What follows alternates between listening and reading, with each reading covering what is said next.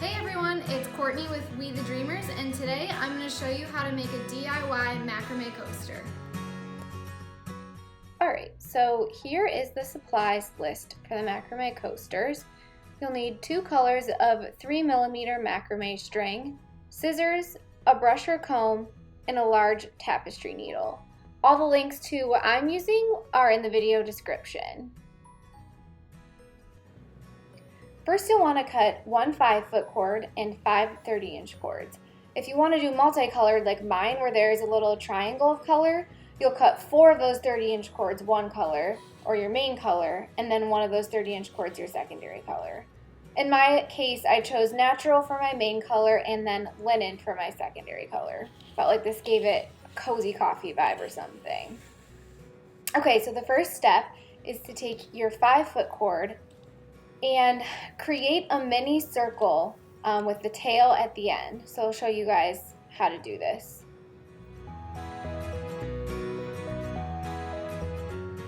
Looks sort of like this.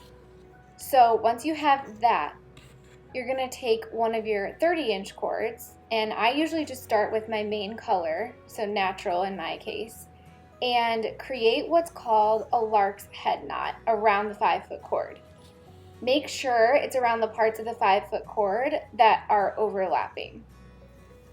You make a lark's head knot by folding the 30-inch cord in half, and at the end that forms a loop. Place it over top of the circle at a part that's overlapped. Then I sort of stick my index finger and thumb in the loop part, and under the 2 strands of the circle, I feed the 2 strings through, so I can pull them underneath and through.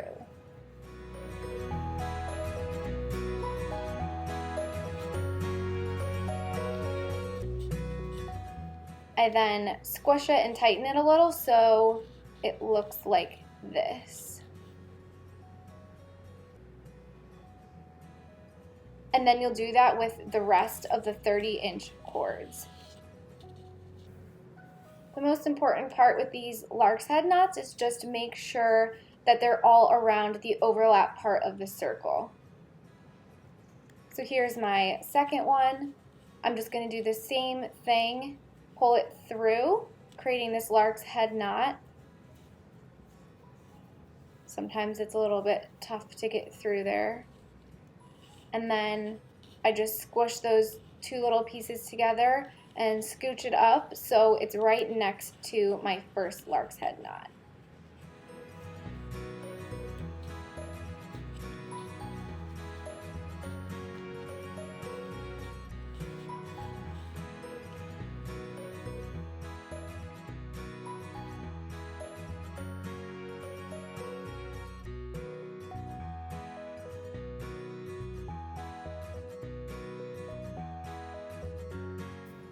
So now that we've created all 5 lark's head knots, it's time to tighten the circle.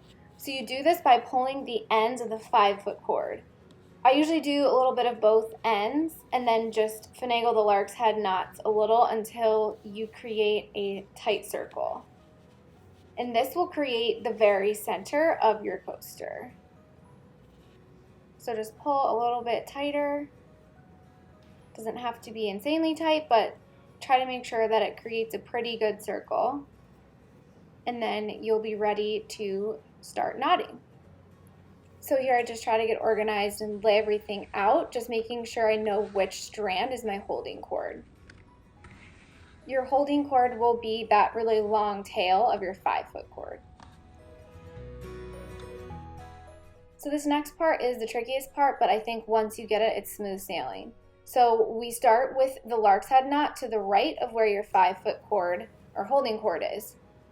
Place your holding cord over top of the first strand, and then with that strand underneath, you'll create a figure 4 over top of the holding cord.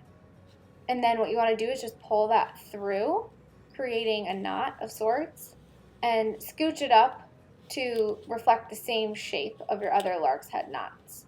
So it creates this nice line over top of the holding cord.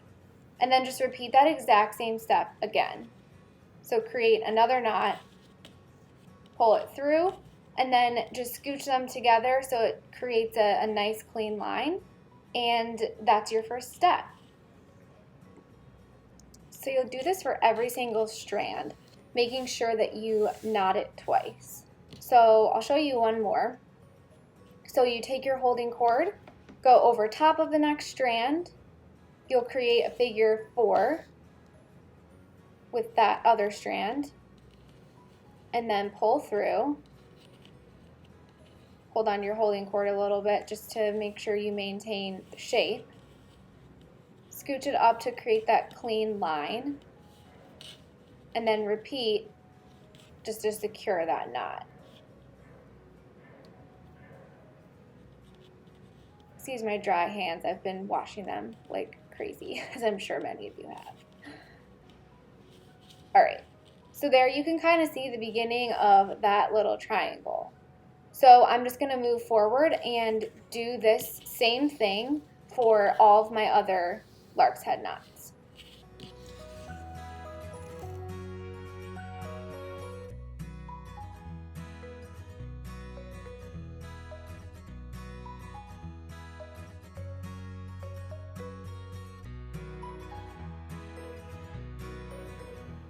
So I got through 2 other strands, and I noticed a big gap here between where the last knot was tied and where the next one currently is. So you want to fill these gaps just to make sure you're not forcing those strands over and pulling the coaster too tight. So what you do is you'll cut another strand 26 inches and make a lark's head knot with it on the holding cord. So once you have it cut, you will fold it in half, creating that little loop on the end. This. And then you will place that over top of your holding cord. And then similar to how we did this at the beginning, you'll just pull those strands underneath the holding cord and through that hole. So once you have this, you'll just scooch it up next to the lark's head knot you just tied, and you can see it kind of just continues the pattern here, but you're closer to your next lark's head knot. And you'll likely do this dozens of times throughout the rest of the coaster just to make sure it looks really neat and clean. So now I just continue on with my next strand.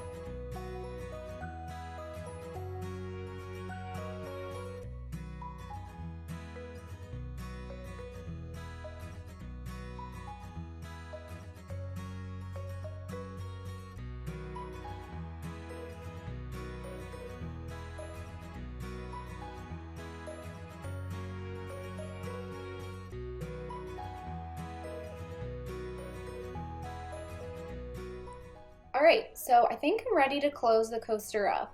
I have about 6 rows, and that may be more or less depending on whether or not you want to make yours bigger or smaller. There are a lot of ways to end the coaster, but this is the method I use. So you'll want to take out your tapestry needle at this time. And you'll want a needle that has a pretty big eye so you can easily get the macrame cord through. I also have one that has a bent tip. It just makes it a lot easier to get through sometimes. Alright, so you'll want to flip your coaster over the back. It looks kind of cool here, and you can see you still have your little tail hanging out the back. So make sure you know which one is your holding cord. So you can see mine is right here. It'll still be a lot longer than all the other pieces. So what you'll want to do is take your holding cord and thread it through the eye of the large tapestry needle. Pull it through, a few inches, a little more. And then what I do is I just feed it into one of these back rows, kind of heading towards the middle. Just make sure I have it where I want it.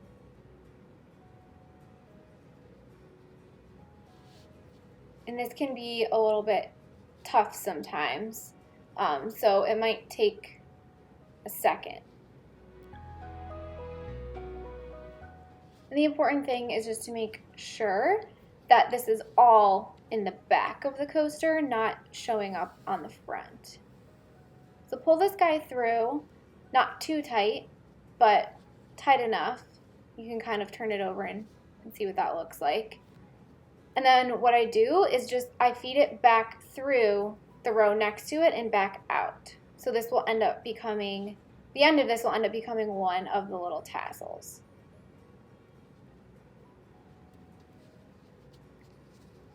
So I stick that guy through and pull, secure it a little bit, and then you'll end up cutting that guy later. All right, so then you also want to make sure your tail is not sticking out the bottom. So take that same tapestry needle and thread the tail through that eye. Sometimes you have to adjust it or cut it a little bit to get it through.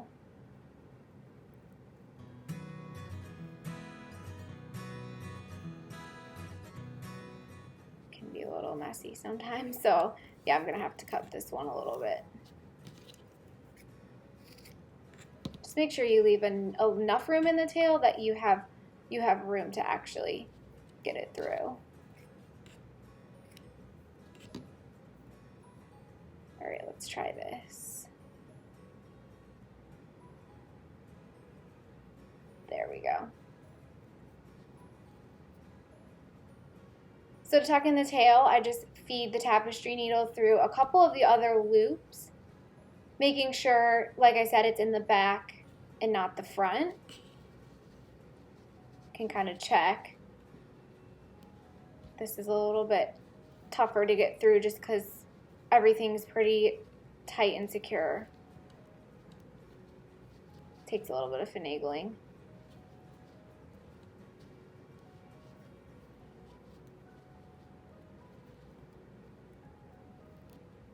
There we go. All right, so just pull this guy through, and that should be pretty secure. You can kind of tuck some stuff in if it got out of place. And then you can take the tapestry needle off and then just cut that tail so you really can't see it. And you won't be able to see it in the front. All right, so now it's time to get rid of all of this excess macrame cord. Obviously, you use a lot more than you need just because you don't want to run out in the middle of your knots. So this is one of my favorite parts. So I just take, 6 or 7 at a time and cut them, 2 inches, 1.5 inches, and just go around and do that to all of them.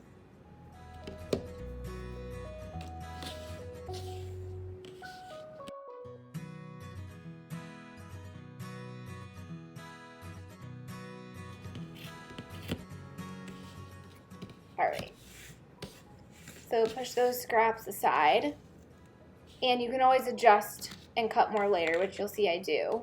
But now it's time to take your comb.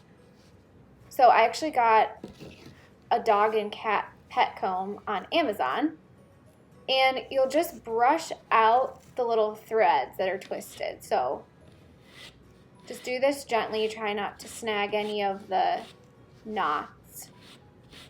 And just go around and do this for all of them.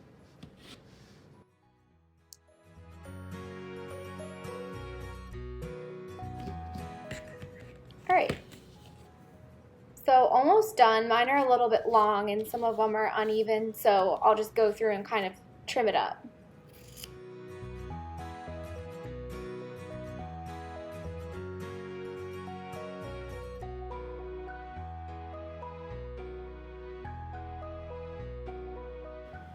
Alright, so this is looking pretty much the way I want it. What I do sometimes is I use fabric stiffener just to make the edges a little bit more sturdy. If you like them floppy, you don't have to do this, but I linked this fabric stiffener in the description as well. Just got it on Amazon. So you'll just let that dry before you use it. Alright, and there you have it. Usually these take me anywhere from 45 minutes to an hour, but they're super fun. They make really, really cute holiday gifts, and honestly, I have 10 in our living room just because we use them all the time. So thank you guys so much for following along. Hope you enjoyed it.